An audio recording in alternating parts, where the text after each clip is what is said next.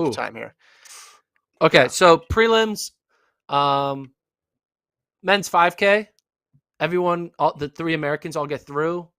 Luckily, that second heat was the fast heat, the one with 2 Americans. So Grant Fisher was able to get in on time. A lot of recognizable NCAA names making the final, right? Justin Knight was there. Obviously, Grant Fisher. Louis Grijalva was able to get in as a last-time qualifier over Morgan McDonald. I thought that was a big shocker. But Louis Grijalva going from not sure if he'll be able to go to the Olympics because they don't sure if they let him back into the country because of the DACA rules, is now running in the Olympic final. That's incredible. But this result, it gives me kind of hope that Paul Chelimo is ready to medal, if maybe be in contention to win. I think Chelimo could win. Well, you said you got two Americans potentially for gold. Yeah, that heat too was like an episode of Run Junkie with all those names out there. Yeah.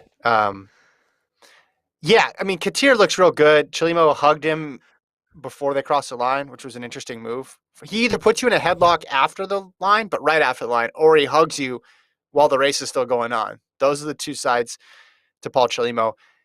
Big story here. Ethiopia they didn't let Barega double back from the 10K, which was a decision, but they had their steepler double back, and he didn't make it.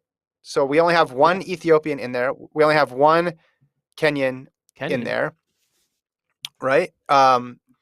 We obviously you have Kiplimo and Cheptegei, who are going to be solid. I mentioned Katir already, but there is an opening. I think Mohamed, who's medaled in the past, is going to be solid. However, with Ethiopia choosing interesting selections for who ran this 5K, I think it does.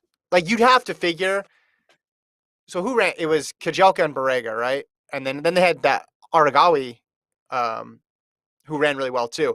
I think if you picked those 3, I think you would have gotten 2 through to the final and would have had at least one I'm not sure thing for a medal, but somebody would have been in it with that last kick, right?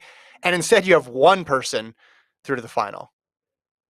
And you want numbers. You want numbers going into the final. I think Kiplimo and Cheptegei are going to be solid, but and they're going to try to make it fast again. But I agree with you. I think Chelimo's odds definitely went up after these heats, and so did Kincaid's too and Fisher's. Yeah, I mean, a bunch of people, right? Katir's odds went up.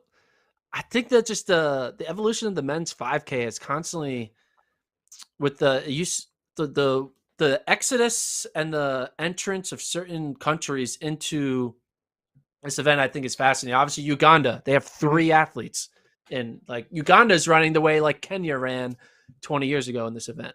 I feel like just Kenya, and you could